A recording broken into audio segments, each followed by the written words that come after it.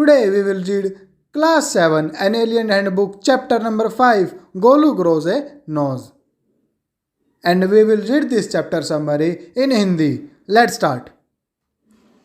एक समय था जब हाथी की सूंड नहीं होती थी। गोलू एक उभरी हुई नाक वाला हाथी का बच्चा है जो सवालों से भरा हुआ है। वह मगरमच्छ के खाने की आदतों के बारे में और जानने के लिए लिम्पोपो नदी जाता है।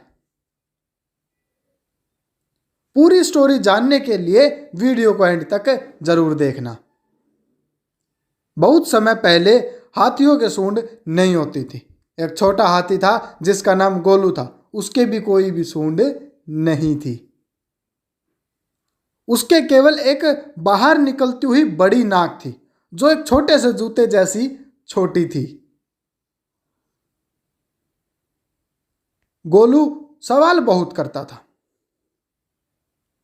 उसने शुतुरमुर्ग से पूछा, तुम दूसरे पक्षियों की तरह कभी उड़ते क्यों नहीं हो?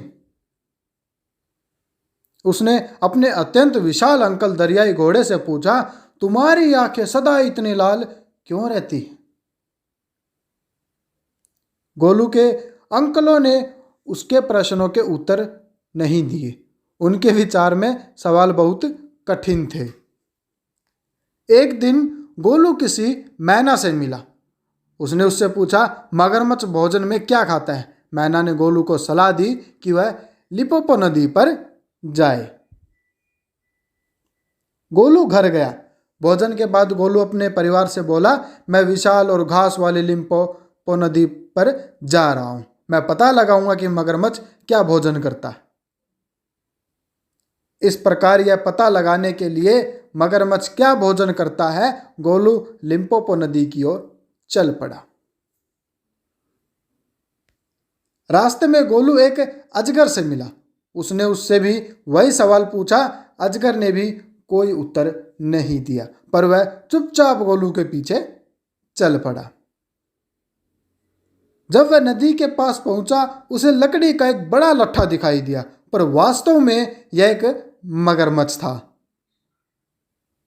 जब मगरमच्छ ने गोलू की तरफ देखकर पलक झपकाई, तब उसने पूछा, क्या तुमने कभी कोई मगरमच्छ देखा है? मगरमच्छ ने उसे बताया कि यह वही मगरमच्छ है।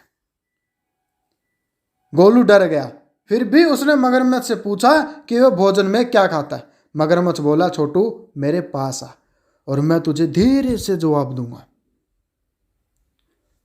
उसने ऐसा इसलिए कहा क्योंकि वह गोलू को खाना चाहता था। अब गोलू नादान था। गोलू उसके पास गया। मगरमच्छ ने उसकी नाक पकड़ ली। तब उसने गोलू को बताया कि आज वह उसी का भोजन करेगा। अब अजगर गोलू की मदद के लिए आया। उसने गोलू से कहा कि जोर लगाकर खींचे। अब गोलू और मगरमच्छ दोनों एक दूसरे को खींचने लगे। तब अजगर गोलू के पेट पर रस्सी की तरह बंध गया। गोलू के साथ साथ उसने भी अपना जोर लगाया। इस बीच गोलू की नाक फैलती चली गई। अंत में गोलू अपने आप को आजाद करने में सफल रहा, पर उसकी नाक 5 फुट लंबी हो गई। गोलू 2 दिन तक वहां इस प्रतीक्षा में बैठा रहा कि उसकी नाक छोटी और ठंडी हो जाए। फिर नाक तो ठंडी हुई, लेकिन छोटी नहीं हुई।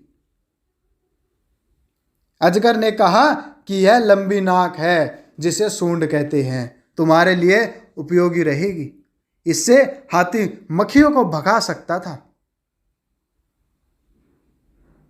इससे हाथी अपने भोजन की बड़ी मात्रा को अपने मुंह में डाल सकता था।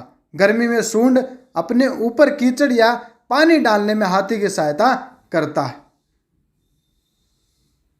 अंत में गोलू ने अजगर को धन्यवाद दिया और घर वापस चला गया।